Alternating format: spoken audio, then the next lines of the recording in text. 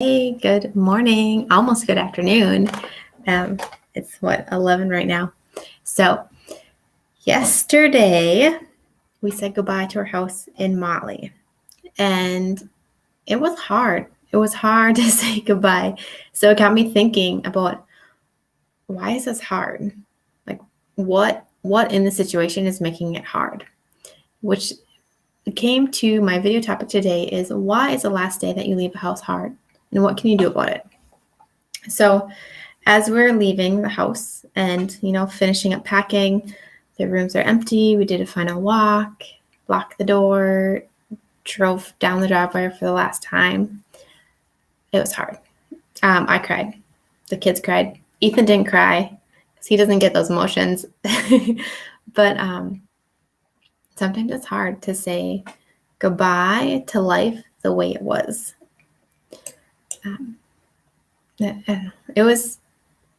It's a hard thing to walk through. And I was thinking, why? What specifically in the situation is making it hard? Because Ethan and I are choosing. We're choosing to move and we're choosing to step into something new. But I'm still struggling a little bit with leaving all of what we've known.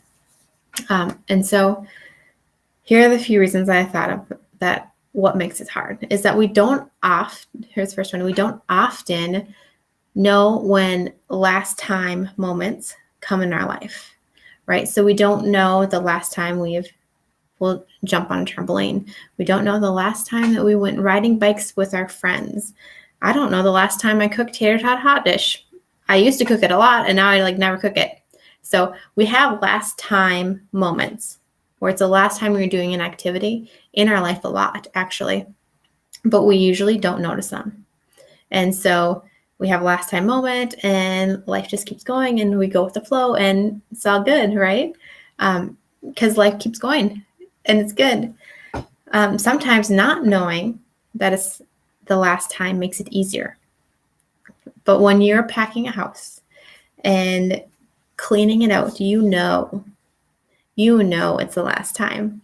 And you walk into the empty rooms and cherishing the time that you spent there and the memories that each room brings. And sometimes it's hard to let go of what happened there, or of just of that house, because there's so much good that's happened, so much good in life that has been lived there. It's almost like we get attached to where we were living, even though we're the ones living, right? I don't know, I'm bringing my family with me, but it's still just hard to leave that house. So here are some things that you can do about it. Remember that the memories that you have, they go with you, no matter where you go. No matter where I go, I can cherish the good times that we've had at that house from wherever I'm living, right? I can remember my kids making forts. I can remember us all playing soccer in the basement and running back and forth in the basement, playing tag. I don't need the house to help me remember that. I can also, I don't know, I feel like every single memory doesn't need a physical thing, right? You don't need to bring a physical thing to have those memories. So remember that, life changes, and even though it's changing, it's not for certain things most of the time. You might be able to go back to that house even even in the future. Because Jada asked me as we were driving out, she said, "Mom, will we ever be able to go and walk in that house again? And will we ever be able to go back?" And I was like, whew, it's a hard question to answer right now, because I was crying. But the truth is that we don't know. We don't know. God is good. And in 10 years, maybe it becomes a rental, or maybe it becomes an Airbnb, or maybe it comes up for sale again, and we could rewalk the house, So there's lots of different ways that you can experience those memories again if you need to walk the house, right? When we were unloading, Ethan and I were taking some of our Minnesota stuff to Ethan's brother's house. And while we were unloading at Ethan's brother's house, this guy drove in and he's like, "Hey, I used to live here as a kid." And And then he like started talking about the house and like pointing out like the driveway, the rocks. He's like, yeah, my dad put in the rocks. My mom planted those bushes over there. And my dad and my uncle, they built the garage. And he started sharing what like jokes they had as a family because like their garage is really big. He's like, everybody always jokes like, why is your garage bigger than your house and things like that. So that was another way, and it kind of spoke to me that like even though he didn't have that house anymore, he still had those memories, right? He was still able to drive by and look at those memories or reminisce about good times that he had in that house. And then he was sharing them with Ethan and I, and we had a good conversation and talked a lot about his memories and why it's important to him, right? So another thing that happened like while I was moving and driving out is I kind of felt like a little fear of the unknown, right? Because now it's like official. Now we're not going back ever. Or like that's kind of what I was thinking in my head. But I felt a little bit of fear of the unknown.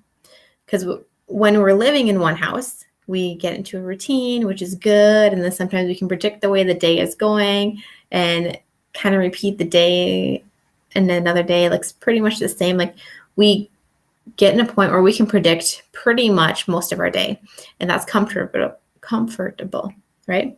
It's comfort being able to know like how a day is going to go, what it's going to look like, how you're going to deal with certain situations. It becomes like a bigger comfort zone than just your house. Is like being able to predict kind of life around this house. And moving, it disrupts that routine. It pushes you out into an unpredictable area. And it changes all those things, right? So when moving, you need to step out into the unknown and stepping outside of your routines and what has been a big comfort zone for you. So what you can do about it is know that you have been in that position before, right? We've all started our first day of school. We've all started our first job. We've driven a car. Those are all situations where you are stepping into a brand new thing and you're still here. Look at that. You're still here. Life is still going on. So, another thing that I do when I'm like, oh gosh, everything is changing and I don't know what to expect is I remember that God does not change, right? And his love is steadfast. He is always the same. His character is always the same. So when I need some sameness in my life, like to something that's always consistent, I can rest in him. And I know that he is consistent in who he is. So you can also stay focused on what you want your new life to look like. Because as we step out of our old house, we have old routines. And you can think of like the good routines that you want to bring with, and then also focus on what you want to create. How do you want this new life to look, right? So moving brings good things because when you step into moving, you're stepping into the unknown and you're stepping into change. That means you're open to change. You're open to good possibilities and good things coming into your life and personal growth, growing through those things and flourishing in new areas of your life. So when you have opportunities come your way, step into them. And it's okay to step into something new, brand new, and learn and then start flourishing at it, right? It's okay. So if you find that you're moving and you just left your house and things are looking like it's all unknown, right? It's all, got to figure it out right now. Get connected in a community and get support for after the life or after moving, life after the move. And I have a community. If you want to join mine, it's called Homesick to Happy. And if that's not for you, totally fine. It's not for everybody, right? So, but if you are looking for a community, you can join that. It's down there below. I think you can see this. Let me hide it, bring it back. There, I think you can see it. But the link should be below. And then also I'll post it in the comments too after we chat. So when I was driving away from my house yesterday, it was hard. And leading the kids through that process was hard.